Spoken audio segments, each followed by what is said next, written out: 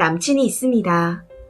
둘 다 나이도 있고 만나올 시간도 있고 하니 내년엔 결혼을 진행하려고 합니다. 서로 얼마를 버는지 대략 알고는 있지만 재정 상태는 관심 가지지 않았고 그게 예의라 생각했습니다. 그런데 결혼 이야기를 하다가 재정 상태에 대해 진지하게 이야기를 나눠보는 중 이건 아니다라는 생각이 들어 글을 남겨봅니다. 저는 일단 청약이 당첨되어 지금은 매달 대출 원금과 이자를 내고 있어요. 대출은 아파트값의 3분의 1 정도이고 앞으로 7년 정도 더 갚아야 합니다. 나머지는 제가 모은 돈에 부모님이 도움을 주셨고요. 그리고 매달 조금씩 적금을 넣어 수중에 5천만 원 정도 여유 자금이 있는 상태입니다. 그런데 남친은 모은 돈이 하나도 없다네요. 저보다 연봉도 높고 직장도 다닌 지 10년이 다 되어 가는데 모은 돈이 없답니다. 알고 보니 누나한테 매달 100만 원씩 보내주고 있더라고요. 누나한테 돈을 빌렸냐 물었더니 아니랍니다. 누나 형편이 안 좋아 그냥 주는 거래요. 남친이 어릴 적 아버지가 돌아가시고 어머니는 남친이 성인이 되자마자 재혼해서 그쪽 가정에 집중해서 살고 계세요. 그러다 보니 남친은 하나뿐인 누나랑 더욱 돈독히 지낸 것 같습니다. 누나는 결혼을 했고 매형이 직장 다니며 돈을 벌고 있는데 누나가 형편이 어렵다고 지금껏 매달 100만 원씩 이체를 하고 있었네요. 그런데 제가 볼 땐 누나 형편 괜찮아요. 여자들이 다 그렇잖아요. 입버릇처럼 돈 없다 힘들다 하는 거. 적금 만기돼서 목돈이 생기는 족족 누나 쓰라고 다 줘버렸답니다. 정작 본인은 중고차 타고 다니면서 할부도 남아있거든요. 5평 원룸 월세 살면서 차 바꾸고 싶다 넓은 집 가고 싶다 노래를 부르면서 돈 생기는 족족 누나한테 다 줘버렸다 하니 정말 답답합니다. 그래도 누나가 돈 관리는 좀 해줬겠지. 남친이 주는 돈 일부는 모아뒀겠지 했는데 아니더라고요. 남친이 보내는 돈 오로지 다 쓰고도 뭐가 갖고 싶다, 뭐가 먹고 싶다 하고 늘 남친한테 연락이 옵니다. 그러면 남친은 배달시켜주거나 돈을 보내주거나 해요. 남친은 세상 둘도 없는 누나 어렵다는데 당연히 도와줘야 한다는 입장이라 말이 안 통하더군요. 아직 장가도 안 간 동생 돈 자기 돈 마냥 저렇게 써대는 누나도 이해가 안 가지만 누나한테 올인하고 있는 남친이 제일 이해가 안 갑니다. 몇 날 며칠을 얘기하고 싸웠지만 정답은 없이 늘 제자리네요. 이야기의 끝은 항상 이해 못하는 제가 나쁜 사람이고 속 좁고 돈 밝히는 여자가 되어 있었습니다. 도대체 무슨 자신감으로 저랑 결혼을 진행하려 했는지도 이해가 안 갑니다. 너무 정 떨어져요.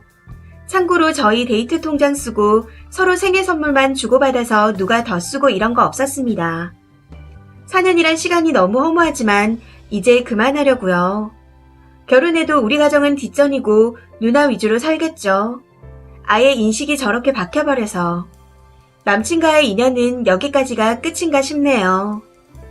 후기입니다. 이틀 전 글을 올렸는데 확실하게 마음이 정리됐습니다. 헤어졌고 요만큼의 미련도 없어요. 어제 만나자고 연락이 왔길래 만났습니다. 댓글들 중에 양육비 주고 있는 이혼남 아니냐는 글이 많아서 설마 했거든요. 확인차 마지막이다 생각하고 만났습니다. 여전히 서로의 생각이 좁혀지질 않았고 더 대박인 건 누나랑 통화도 했습니다. 서로 짜고 치고 말 맞추고 이런 건 아니었던 것 같아요. 처음에 누나 반응이 저희가 싸웠다는 소리에 놀라더니 여차 저차해서 싸움이 됐다 설명하니 저한테 욕을 하는 겁니다. 누나랑 전화상으로 서로 언성이 높아졌고 저도 더 이상 볼 사람이 아니고 예의 차릴 가치도 없으니 같이 덤볐습니다. 당신 연금 뺏어가지 않을 테니 병신 같은 네 동생 평생 끼고 살라고요. 전화 통화 후 남친이란 놈이 한다는 말이 네가 뭔데 우리 누나한테 그따구로 말하냐 하더군요. 아, 너는 나를 네가 뭔대로 생각해왔었구나. 그래 알겠다. 우리 성격 차이고 가치관 차이다. 더 이상 의견 좁혀지질 않을 것 같다.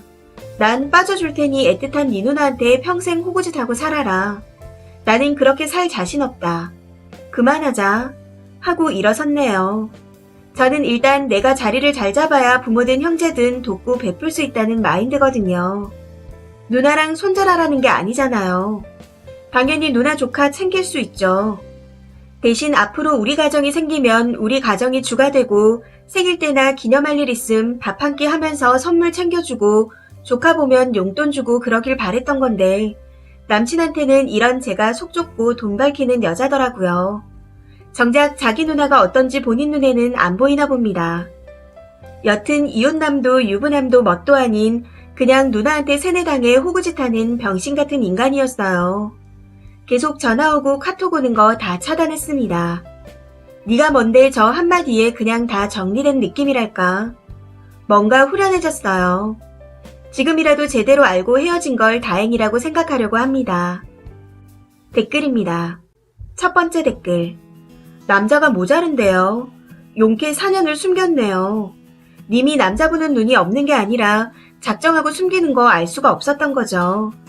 누나가 남편 없는 것도 아니고 등신같이 목돈 주고 100만 원씩이나 대주고 그거 못 주게 해봐요. 님만 천하의 못된 년이 되는 거죠. 잘했어요. 그 남자 앞으로 장가가기 힘들 겁니다. 30대 중반에 집도 월세, 돈도 없는데 드센 신호까지 있는데 누가 결혼하겠어요. 잘 헤어졌어요. 두 번째 댓글. 보나마나 쓰니 아파트와 쓰니 돈 믿고 지는 개뿔도 없으면서 결혼 진행하려 했던 양심리스 남친이네요. 결혼해서도 계속 지월금 누나한테 보낼 수 있어서 쓰니랑 결혼 진행한 것 같아요.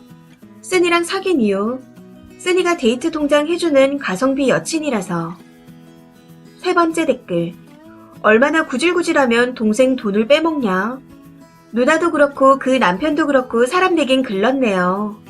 물론 거기에 놀아나는 동생은 병신이나 다름없고. 네 번째 댓글. 전 남친도 참 바보 같네요. 형제들도 결혼해서 각자의 가정을 꾸리게 되면 형제가 예전에 그 형제가 아닌데 말이죠. 누나가 나중에 늙어서 호랍이 된 독신 남동생 걷어줄 것 같은가 보죠. 절대로 아닐 텐데. 전 남친 매형도 분명 지금은 좋다고 받아 쓰고 있겠죠. 제정신이면 미혼의 처남이 혼자 원룸에 살면서 그렇게 돈을 100만 원씩 주는 거 말려야 제정신인 겁니다. 그 돈 그대로 받는 그 매형도 누나랑 똑같이 정신이 나간 것들이에요. 나중에 봐요. 남동생이 집 방 한 칸 없어서 여기저기 전전해 다닐 때 누나 집에서 방 한 칸이라도 내줄 줄 알아요. 자기 식구들 사는데 며칠이라도 있을라 치면 눈치 줄걸요. 전 남친은 지금 헛돈 쓰고 있는 겁니다. 부모 없이 누나랑만 컸으니 누나한테 애틋하고 잘하는 건 이해하는데 도를 넘었어요.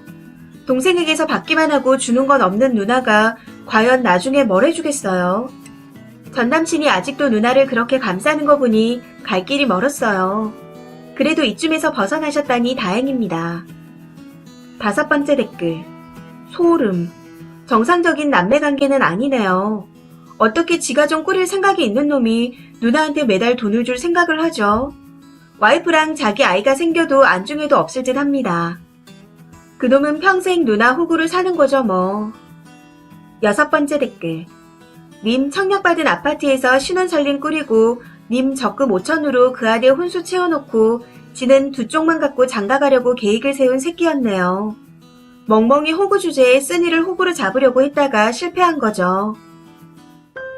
이 사연은 여기까지입니다. 시청해주셔서 감사합니다.